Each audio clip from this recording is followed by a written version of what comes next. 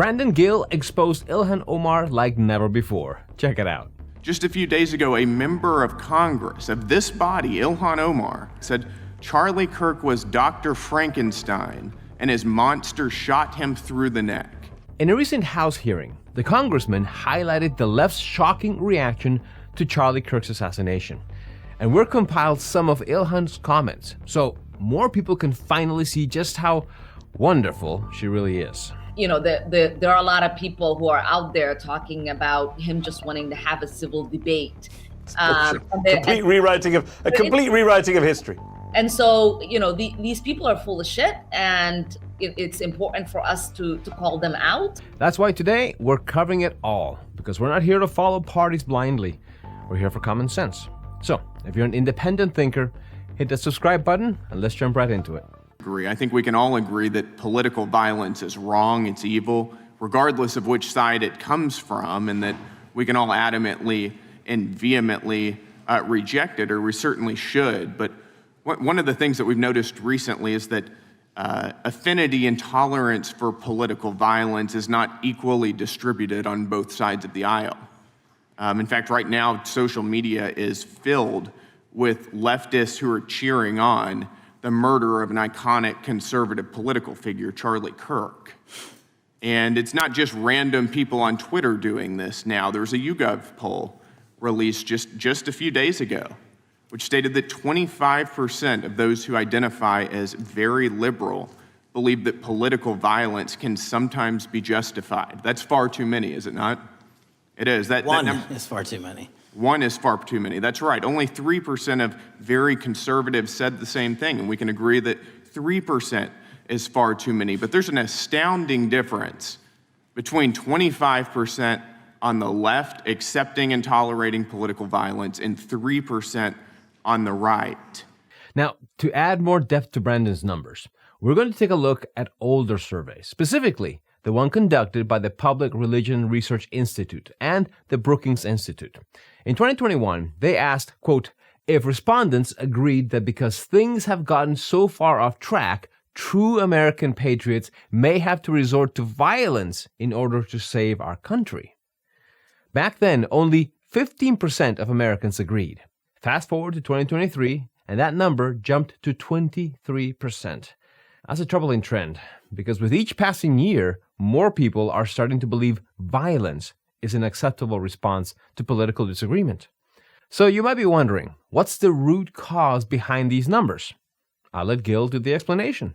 One of the more astounding aspects of this is that it's not just people. This comes from the very top, from their political leaders. Just a few days ago, a member of Congress of this body, Ilhan Omar, shared a video on her social media account about Charlie Kirk's murder, and I'll quote what it said. It said, Charlie Kirk was Dr. Frankenstein, and his monster shot him through the neck. In other words, Charlie had it coming to him. The words that he said naturally led to his assassination. I mean, that is a reprehensible thing for a member of Congress to say, to suggest, to promote in any capacity.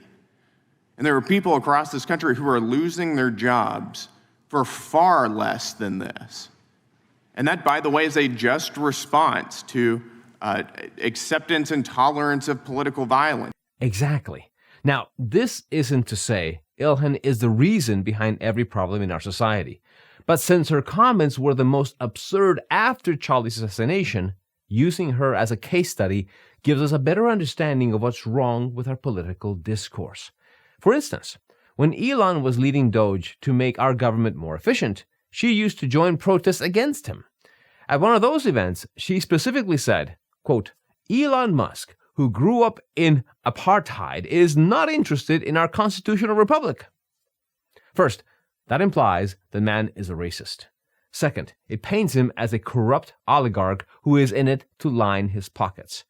Naturally, after a month or so of similar rhetoric, we had Teslas getting firebombed across the country. That violence doesn't compare to the loss of Charlie's life, but you'd think Ilhan might have adopted a more sympathetic tone afterwards. But the exact opposite happened. And this is what she said during an appearance on Mehdi Hasan's show.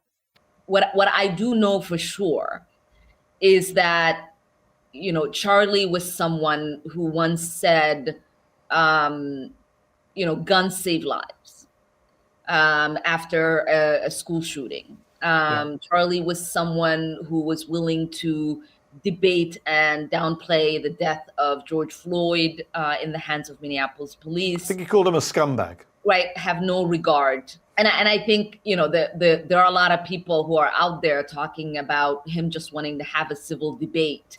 Complete rewriting of history. Yeah, there is nothing more effed up, than to completely pretend that, his words and actions have not been recorded and in existence for the last decade or so. And so, these people are full of shit, and it's important for us to call them out while we feel anger and sadness and have, empathy, which Charlie said, no, it shouldn't exist because that's a newly created word or something. Now, to be fair, she did offer some sort of condolences in the first 15 seconds. And when you see what she followed up with, it feels less like sincerity and more like a calculated PR move. Something tossed in to shield her from criticism, instead of acknowledging how nitpicked quotations that were completely taken out of context had already distorted Charlie's image. She doubled down. More recently, during an appearance on CNN, she went even further, saying, quote, "I am not going to sit here and be judged for not wanting to honor any legacy this man left behind. That should be in the dustbin of history, and we should hopefully move on and forget the hate that he spewed every single day." Stay classy, hen. Stay classy. It's amazing to me that the political left today, who were the originators and the cheerleaders of cancel culture, now have the backbone to attack conservatives for defending their assassinated friend. But there's a key difference here.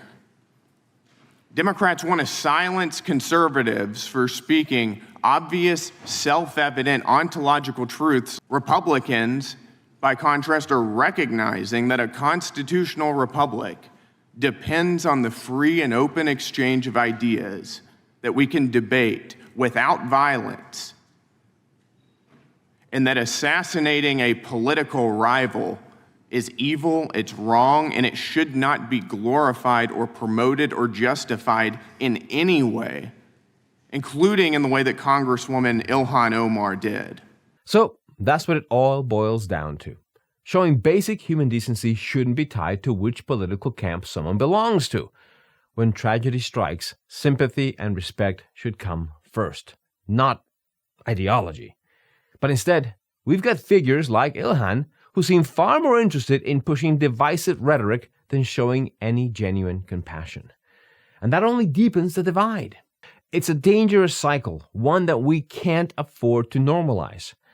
Let me know in the comments your thoughts on this story. Don't forget to like and subscribe, and remember, keep thinking.